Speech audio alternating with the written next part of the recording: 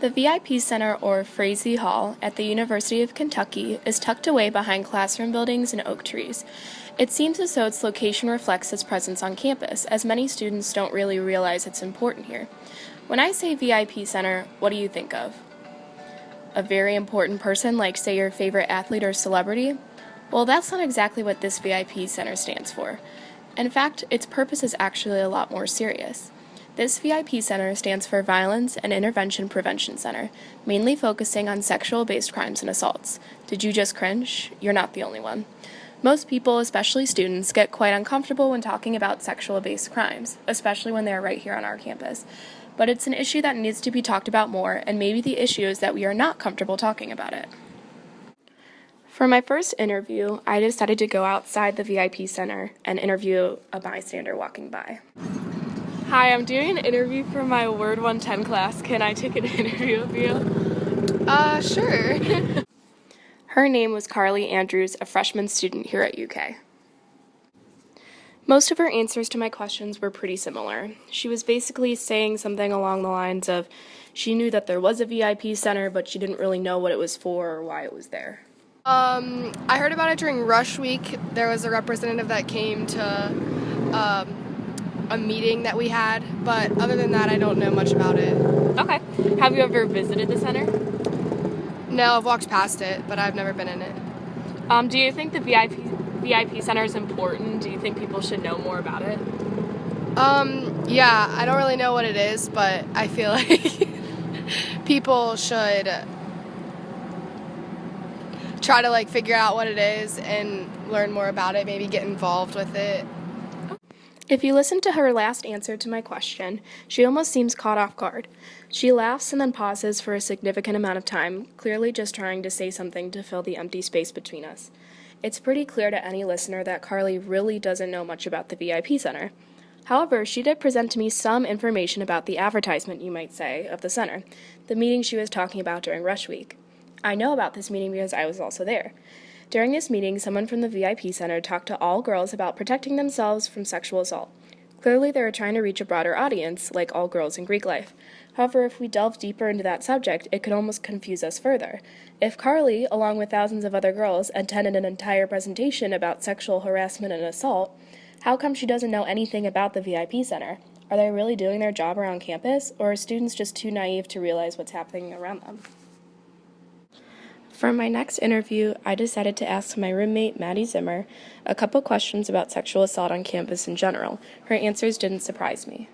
Okay, so the first one, do you think that sexual assault is an issue on our campus? No, because I really don't hear about it. Okay, and then the second one, how many offenses do you think we have had on our campus recently? Maybe 5. Maddie's not wrong that she doesn't hear a lot about sexual assault on campus because I haven't heard much about the topic either since coming. But after Maddie's second answer to my question, I decided to do some research on just how many sexual offenses there have been on campus recently. To my complete surprise, there have been 16 total sexual offenses at the University of Kentucky since classes started just this semester. This shocked me, and when I told Maddie, it shocked her too. She hadn't heard one thing about sexual assault since coming to campus, and I immediately saw her tense up with anxiety when I told her, as anyone would. Clearly, sexual assault is happening at the University of Kentucky, yet students aren't aware of it or its resources. But there was an incident this past month that got a lot of students talking on campus about sexual assault. Quote, one assault that prompted the text message happened to a woman near Arlington and Grosvenor Avenues in late August. A sketch of the suspect in that case was released by Lexington Police, end quote, says the Lexington Herald. All throughout campus, there seemed to be a nervous hum filling classrooms and buildings, all trying to comprehend this new, scary situation. In fact, one of my professors even brought it up in class. So what made an event like this stick out to students at UK? Did it spark a change in the way some students thought about sexual assault? Questions like these can be especially puzzling when we go back to Maddie's answers to my questions on sexual assault.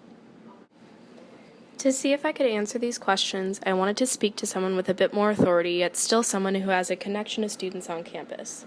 I decided to interview my residence assistant, or RA, Rachel Fields. She's a junior here at UK and has been an RA for 2 years now. Because her job is taking care of a group of 10 or so freshman and sophomore students, I thought it would be interesting to hear about what she knows about it, and if any of her residents have confided information in her. For my first question, being an RA, have you ever had to deal with any of your residents coming to you for help about sexual-based crimes? I really can't answer it specifically. I can say that all RAs at the University of Kentucky have been trained. So if the residents were to come to them and talk to them about it, we go through this at the beginning of the year. We have training set aside when there's no residents, and we learn various things. But one of them is how to handle a sexual assault that's happened to one of our residents. And so I've been trained in it. I know some things to say, things definitely to not say, and I just know how to be that support that the resident needs. It's not something in that situation, it's not something that I think that they should do. I am the support, so that way they do what they need, not something that I want them to, something that they need. It makes sense that Rachel couldn't reveal exact numbers or details on her residents that have confided in her. However, it's clear in her tone that she has had several issues with this. So then kind of going off of that, I know you kind of answered that, but do you know anything about the VIP Center / are you trained to give students information about it? Yeah, the VIP Center are pretty great. They give us a talk every year at the beginning of the year.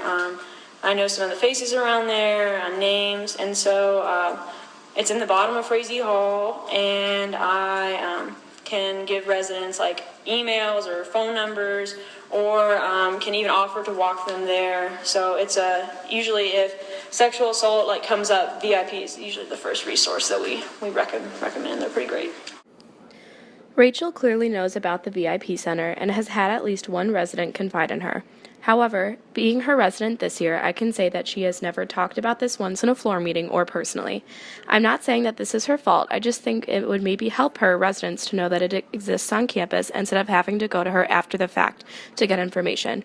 This could stop some victims from confiding in her.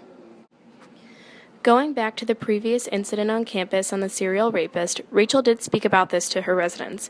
Once again, this puzzled me as to how there were 16 sexual offenses on campus, yet she only chose to talk to us about this one.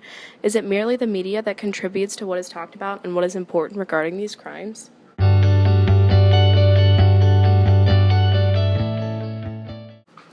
Maybe this isn't a University of Kentucky issue. Maybe it's a society issue. Students on campus just aren't gaining the information necessary from the VIP Center or even sexual assault in general. We could blame it on the students, we could blame it on the center, we could blame it on the media, but in the end, it's a combination of all of these things that could contribute to the rising of rape culture and the downfall of our awareness on the issue.